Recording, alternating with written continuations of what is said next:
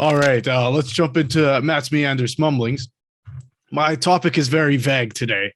Uh, I just wanted to talk about time travel, uh, specifically in fantasy and sci-fi. But I feel like anytime you have time travel, it becomes sci-fi, if not fantasy, with it being magic. The reason I was inspired to think about this is something that doesn't actually contain time travel, but I have been reading Dune, and in Dune, I will say completely spoiler free as I discuss this in case anyone hasn't seen the film, and my co-host may not, and that's fine. But let's say a character called the Lisan El Gaib can see possibilities into the future, and that determines their course of action. There's a lot of sort of excerpts in the book that say sometimes they chose not to go forward with that thing and change it in a way that was beneficial to them, and things that they thought they were doing right turned out differently, because you can never be too sure of what things are going to factor into the changing of time and future. But it made it really interesting to me that, like, having a character that can see the future while still existing in the present and being able to influence the present without having to time travel, I thought that was an interesting take. And I just thought about how much I love time travel in stories that don't really lend itself to time travel as often. Obviously, we know sci-fi does quite a bit. And, you know, there's time travel's become a trope in itself now, I guess, opposed to like a mechanism for storytelling. It's more of a, we'll throw a trope in here type of thing. I think Endgame, spoilers, is a pretty perfect example of time travel being used as a device in the story, because it makes sense. It was also like super fan service, being able to relive some of the classic moments of this film franchise. I've talked a lot about Rise of the Ranger in the Echoes of Fate series. And that character sort of, by some magical means, jumping 1,000 years into the future, and everyone they knew and loved has been frozen in time. And, you know, he just has to live with now being 1,000 years forward and doesn't know what's going on. To me, that was sort of like, oh my gosh, you can do this in fantasy. I've never really seen that done. But shortly before that, I actually read a book that Luca, you just finished, called Bloodsong, where there is a little bit of time travel in a very unconventional time travel way. So I'll get your thoughts on that. But Joe, we'll start with you. What is your just overall feelings about time travel, and maybe some of your favorite uses? Oh man, I was trying to think about it. As soon as you did, I'm like, oh man, what have I seen as time travel? um, I I personally do like time travel. I don't know. I'm a fan of that. I like when people can kind of like mess with time. I love like even like my favorite movie going back to when I was younger was like Butterfly Effect, and being able to go back Oh and wow. something, and then like watching it change your future and like changing your multiple outcomes. Mhm. Um, but I think you're right. It's totally used as a trope now to usually push the plot in some way. But if done well, it can be really good. If done poorly, you're left asking more questions than you started with. Yeah. Um, like one of my favorite shows I'm watching right now, Dr. Stone. It's like this guy who basically gets stuck in time, or stuck. The humanity gets stuck in stone basically, and they end up being like 4,000 years in the future, and just like, yeah, I love the whole idea of basically how world has changed, and even for me, like I'm just like, I wonder what our future is going to be like. But seeing Yeah. like even like it represented in media, it always like blows my mind how people think of like the futuristic time travel and how the world may change, and then how our current world is evolving in that direction. But in shows, it can be done really well, and depending on the universe, like it's dependent on that. But I personally really like time travel a lot. It just depends on how it's used. And if the more sparingly used, the more I enjoy it. But when it becomes a huge plot point, then I start to kind of brush it off more. Yeah. I almost feel though like there are characters who that's their only function. Like someone like, people might hate me for saying this, but like Doctor Who, which I don't think is a bad or becomes trope area, but like that is what they do. This person can move through time, exist sort of outside of time, and can influence things in a certain way. Um, to me, that's like a cool character, because like that is your function. Exactly. Even a movie which is much maligned, but The Time Traveler's Wife, which I've only seen once, but just this idea, and it's one of those time travels where everything has already happened. And things happen that are unexplainable, and then we later on see why that was because of the time travel type of thing. Which sort of reminds me of like Arrival, which is a great time travel story. Oh, Spoilers. so good. Had me weeping. But Luca, we'll go over to you. Time travel, just your general thoughts and feelings, and then what do you think about the sort of unconventional use of it in Bloodsong? In general, I'm like, if there's too much time travel, I'm not a huge fan because you will make plot holes. Yeah. Like, it's just inevitable. So I've rarely enjoyed a story that's purely based on time travel, except there's the show on Netflix called The Dark. I don't know if you guys have seen it. It's called Just Dark. Right. It was on my top 10 list of things I've seen in 2021. Like, that is a story that is purely based on time travel, and I really enjoy it. And it's just getting more and more convoluted, but I still haven't found any plot holes. So in general, I've been apprehensive. Like, usually when I hear there's a time travel movie, I'm like, I'll probably watch it, but like, I get confused. And then like when I hear explanation videos, like showing you all the plot holes, I'm like, okay, yeah, another plot hole riddled. But like you said, Bloodsong is a really interesting use of it because it's time travel in like the spiritual sense, where like the main character touches a stone and like his spirit is sent back in time, and he's like conversing with another person in their own time, and she is seeing like, neither of them are going anywhere, but they're like conversing through time. And I love that. And it comes up a couple of times in the Raven Shadow trilogy. Yeah. Like I just finished the trilogy. Oh, you did? Great. I did, yeah. So there's a few instances where that happens, and I love that. Another actually interesting sort of like similar way of time travel that I've seen in fantasy is in the Red Queen's War and the Broken Empire. It's the Mark Lawrence trilogies. Right. They both happen on Earth, in a post-apocalyptic Earth that has gone through nuclear war, and like magic becomes real. And thousands of years later, humans, re-establish civilization, and they discover the machines of like the old humanity. And these machines have like echoes of people's consciousness, essentially. It's like all their memories and knowledge in a computer, and they're essentially sci-fi spirits. Like it's their spiritual body in like a machine. And like they've like traveled through time in that sense, where most of them don't even remember the world they came from. They're now like trapped in the myths and stories of the new people that have reestablished civilization. So that is like a super interesting use of it in like a fantasy setting. Yeah, holy shit. I can't not mention Futurama. Yeah. Oh man. Yeah. Don't get me started. I love that show so much. One of my favorites of all time, and that is like sci-fi comedy time travel, just the best. So when you said it, I initially thought of one specific episode. You guys know what I'm talking about, probably. Yes, I can already tell. But so that one starts off as time travel just as a means to get our character into a fish out of water situation. And now the whole show takes place in the future. So it starts off with time travel to set us up, and you can't go back, blah, blah, blah, blah, blah. But also there's the episode with like the dog and Giuseppe's Pizza and like oh my God. Cry, man. I'm gonna cry right now. So fucking sad. Which I think is one of the reasons I love time travel. Like I was saying, like Arrival, just like that, the notion of like, either you can't go back, and I think that's like just a really beautiful sort of life lesson, is why when things happen in your life and stuff, sometimes you can't reverse those things, and you're stuck in the future, or in the present rather, and dealing with those things. And then there's also, the notion of, even if I could go back, I would do everything the same, because I interacted with people I love and did the things I wanted to do, or died in a valiant way, or whatever the case may be. And both of those things, I think you only really get those in that certain context from time travel.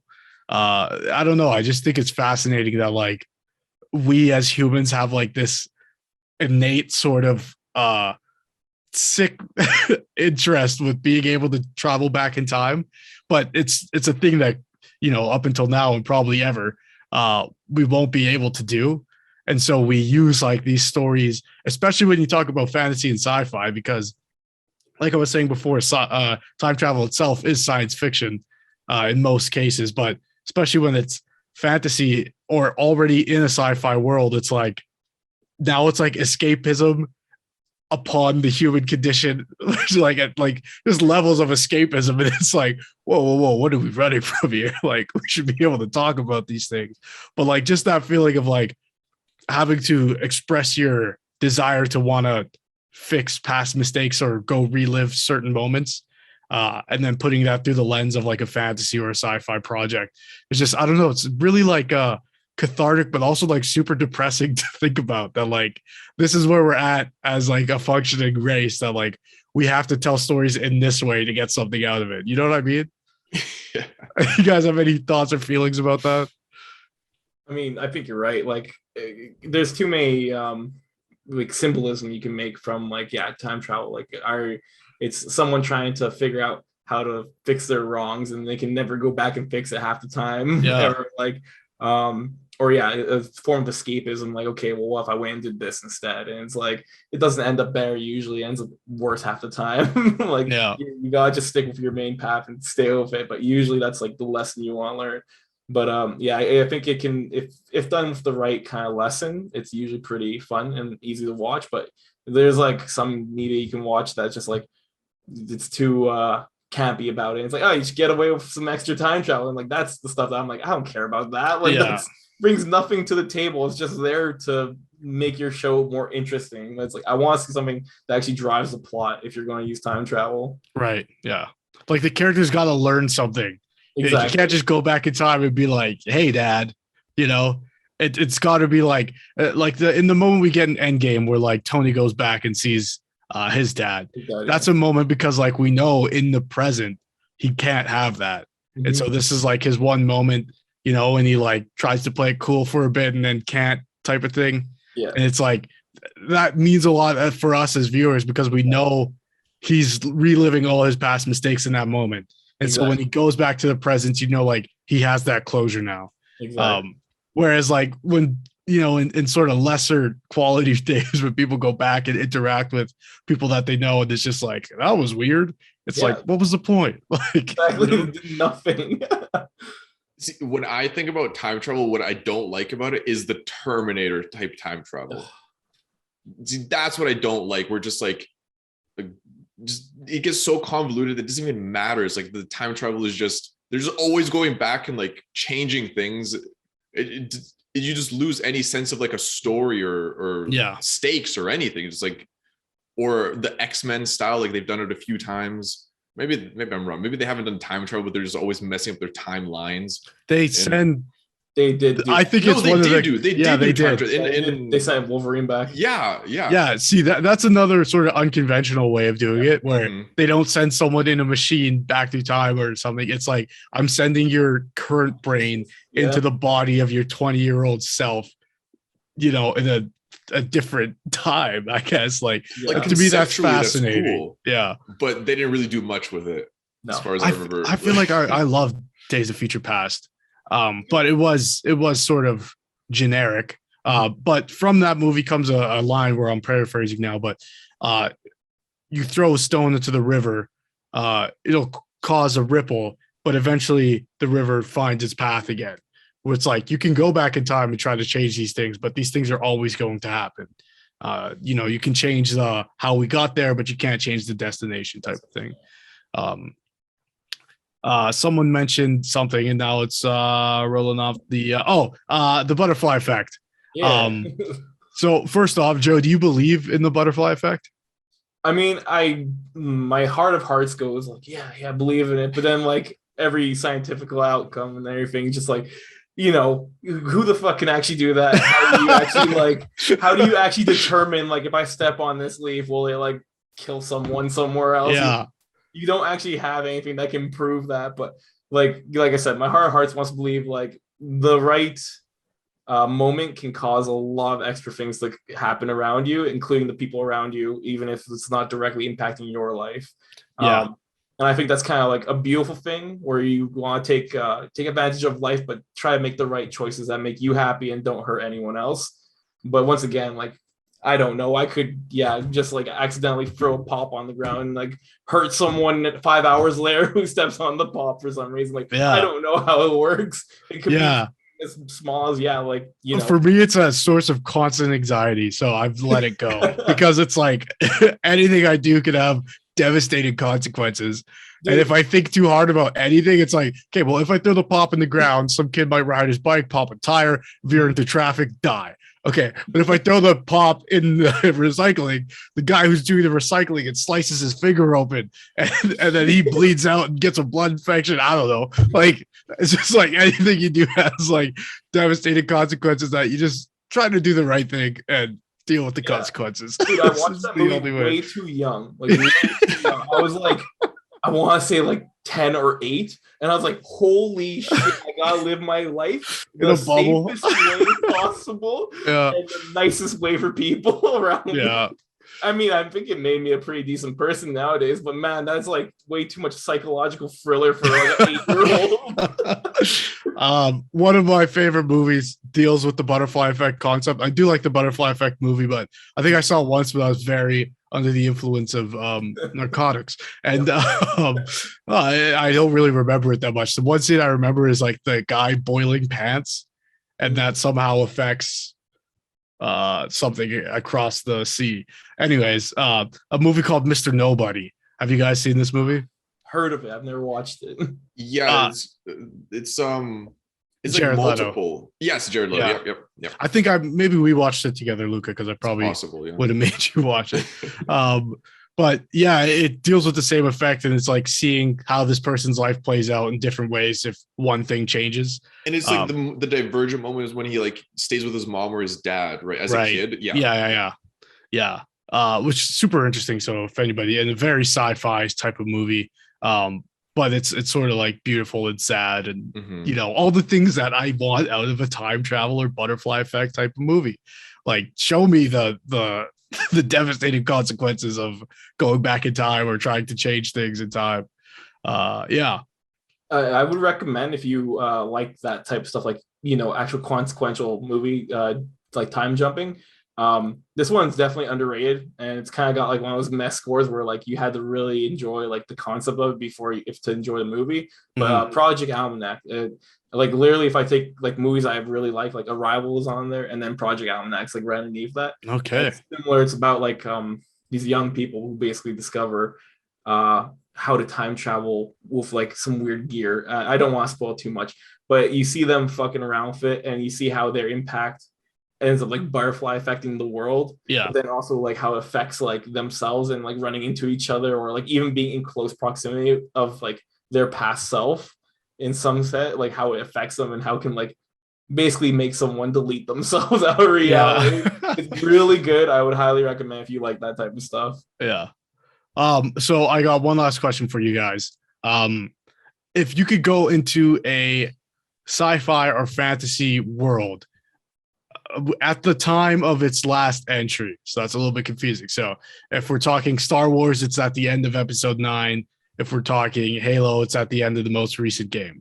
And you could go back, you could join that world at this time, and you had access to a time machine or time travel device. Which world would you choose, and what would you go back and change? And you're just like a pleb. So yeah, dude. Yeah, but you have omniscient knowledge of everything that's transpired. Okay. That's tough. Oh yeah, what a loaded question. Yeah, I don't even have an example I chose for myself. I just thought of this question. So I'll stall for time while you guys try to think of an answer. Yeah, it's tough to not say Star Wars and say like I would, make sure Ben Solo didn't turn to the dark side and then we could still like Luke. I won't say that. I think I don't know. I don't know. It's so tough. So you're saying, Yo, like, you know what? specifically, like, which plot points you'd go and change? Which action would I take? Like, and I'm just myself. I can only do what I'm capable of. So if I go into Star Wars, I don't have the Force. Mhm. I might have access to a starcraft, but I don't. But I'm just me. I've made my decision. It is going to be Star Wars. I go back and I time travel to Anakin's apartment right before he goes to the Jedi Temple, and I just like in his. I think they live in like some sort of apartment. So I just go in the elevator and I go, "Hey man, I know what you're thinking. Don't do it. She's going to be okay." And that's all. And he's, what the fuck? And maybe he doesn't go to the Jedi Temple and kill Mace Windu. Maybe he stays at home and everything in the galaxy far, far away works out. And, we get Anakin raising his children as a gray Jedi type person with Auntie Ahsoka around. Yeah, that's what I would do. Pretty solid. I like that. I think I'm hopping into the DC universe and going up to Crime Alley Theater where Batman's parents get killed, and I'm taking a bullet for the man. Erasing the Batman behind the dude, chopper. What about all the people okay, that Batman saved? Yeah. It's like, I know you save a lot of people in the future, but it's a lot of depression, man. You're going to be stuck like that for a while. Let me just be happy, enjoy your family, please. Yeah, have a childhood, man. Yeah, just be a child, please. Stay forever innocent. Just becomes like a billionaire piece of shit. Yeah, totally fucking backfire. He creates the Amazon of the DC universe. Creates Dogecoin. Yeah. Oh, I love that answer. What about you, Luca? I'd have to go change the most devastating moment of my recent memory of reading, and it would be in Malazan. I would go save Troll Sengar. I won't elaborate because you guys haven't. I don't know, Matt, I know you haven't. I don't think either of you have read these books, but I would change the fate of Troll because it is just. I was devastated. Oh, okay, so you explaining how you would change it, is that spoiler territory? It's a character death that I would avoid because it was just. I cried. I was in the car. I was crying, and I thought of the Sword of Kaigan too. Oh, wait, hang on. I changed my answer. As soon as I said it, I was like, no. Yo, fuck all those kids in the Jedi Temple. Yo, I would wake up, what's his name? Mamoru? No, fucking his father. Oh. Yeah. Oh, man. Oh, yeah. Luca, what are you doing, man? I'd have to. What are you doing to me? Fuck, man. That's so sad. Yep. It'd either be that or the Malazan. I would. What is his name? Holy shit. Takeru. Yeah, I would go find Takeru on the mountain, slap him in the face, smack him in the face, wake him up out of his fucking meditation. Like, go save your son, damn it. Yeah. Oh man. Spoilers for the Sword of Kaigan, but yeah. Man, that's the one. Fuck. Wow. Yeah, you're totally right. I will. Yeah, either Sword of Kaigan or Anakin. Anakin does kill a lot of kids and people, and helps the Empire get its foot. So probably Mamoru. But Mamoru is pretty cool. So, oh man, what a devastating note to end on. For real, I'm so sad now. I'm thinking about the two most devastating character deaths I can remember in recent time. Yeah. Oh god. Anyway, the sadness you fade out. Yeah, I when I asked the question, I don't know why I didn't think it was going to be awful, but anyways, this has been awesome. Thanks for coming on the show, Joe. Yeah, thanks for coming through, man. Thanks for having me, guys. Absolutely. Everybody, check out our show every Tuesday, and you can catch the clip outs of our show on the following.